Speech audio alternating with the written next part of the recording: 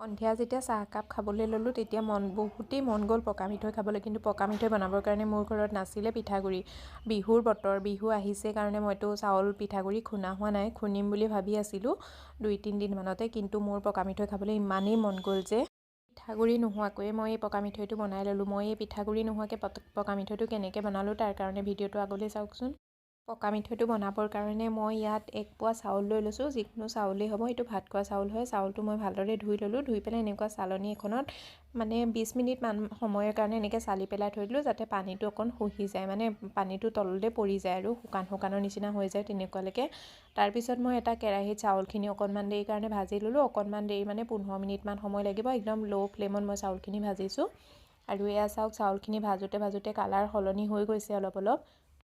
চাউলৰ কালাৰটো সলনি হৈ যোৱাৰ পিছত মই ইয়াত এড কৰি দিলোঁ অকণমান নাৰিকলখিনিও মই মিক্সিত পিচি লৈছোঁ, আপোনালোকে ৰুকিও ল'ব পাৰে।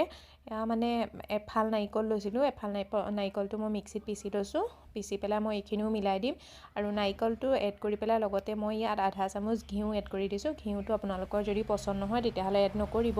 নাৰিকলটো ভাজিবতো সকলোৱে জানেই, চাউলখিনি আমাৰ ভাজা হৈ গৈছে। এতিয়া নাৰিকলৰ যেতিয়ালৈকে গোন্ধটো নাহে, মানে নাৰিকলৰ গোন্ধ আহি যায় ন, বহুতেই ধুনীয়া গোন্ধ এটা আহে, সেই গোন্ধটো অহালৈকে আপুনি চাউলখিনি ভাজি ল'ব পাৰিব। চাউলখিনিৰ লগত নাৰিকলখিনি একেলগে, মানে বেছি সময় নালাগে, 2-3 মিনিটত এইখিনি হৈ যায়।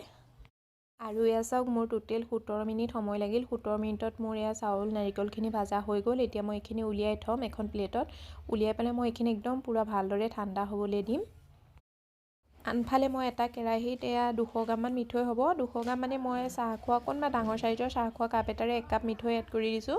আৰু মিঠৈটো এড কৰি পেলাই মই ইয়াত 2 চামুচমান পানী এড কৰি দিছোঁ। পানী এড কৰি পেলাই মই এইখিনি একদম ভালদৰে মানে গলি যাবলৈ দিম। আৰু মিঠৈখিনি গলালে আমাৰ চাউলখিনিও ঠাণ্ডা হৈ গ'ল। এতিয়া মই এইখিনি মিক্সাৰ জাৰ এটাত ভৰাই ল'ম আৰু একদম পূৰা পাউডাৰ কৰি পিচি ল'ম। যিমান মানে ভালদৰে পিচিব পাৰে একদম পাউডাৰ কৰি পেলাই পিচি ল'ব, সিমানেই। আৰু এয়া চাওক মোৰ চাউলখিনি পিচা হৈ গ'ল। চাউল নাৰিকল মই একেলগে পিচিয়ে দিলোঁ, নাৰিকলখিনি পিচাই আছিলে তথাপিতো আকৌ মই এবাৰ পিচি দিলোঁ।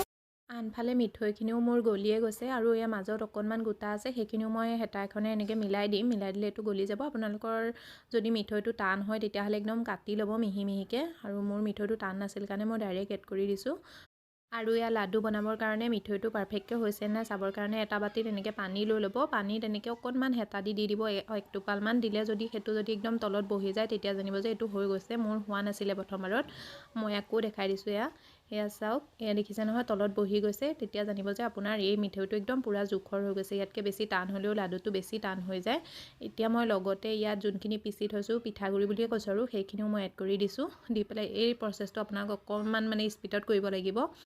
পিঠাগুড়িখিনি এড কৰাৰ লগতে মই গেছৰ ফ্লেমটো অফ কৰি দিলোঁ, আৰু এইখিনি একদম পূৰা স্পীডত মানে যিমান পাৰে সিমান স্পীডত এইখিনি ভালদৰে একদম মিলাই ল'ব গোটেই মিঠৈখিনিৰ লগত, নহ'লে মানে কি মিঠৈখিনি জামি যায় ন, সেইকাৰণে এইটো অকণ স্পীডত কৰিব। আৰু এয়া চাওক মোৰ এইটো হৈ গ'ল, হোৱাৰ পিছত মই এইটো নমাই ল'লোঁ গেছৰ পৰা। নমাই পেলাই এনেকৈ অকণমান গৰমেই কৰিব লাগে এইটো, হাতত অকণমান পানী লগাই ল'ব, পানী লগাই ল'লে তেতিয়া আপোনাৰ গৰমৰ ভাৱটো নালাগে। আৰু এয়া চাওক মই লাডু বনাই দিলোঁ। মিঠৈ লাড়ুকেইটা আপোনালোকে নিজৰ হিচাপত সৰু ডাঙৰ কৰিব পাৰে, মই একদম বহুত বেছি ডাঙৰো কৰা নাই, একেবাৰে সৰুও কৰা নাই। আৰু এয়া চাওক মোৰ মিঠৈ লাড়ুখিনি বান্ধি হৈ গৈছে। বনাই পেলাই এইটো বনাবলৈ একেবাৰে সহজ, খালি মাজে মাজে হাতখন অকণমান বাতি এটাত পানী লৈ ল'ব আৰু হাতখন অকণমান তিয়াই থাকিব। আৰু এয়া চাওক লাডুটো দেখিবলৈ কিমানেই ধুনীয়া লাগিছে। এইটো সঁচাকৈ কৈছোঁ, মানে যিমান পিঠাগুড়ি দি বনোৱা লাডুটোতকৈ এইটো লাডু বেছিয়ে টেষ্টি লাগিছে খাবলৈ।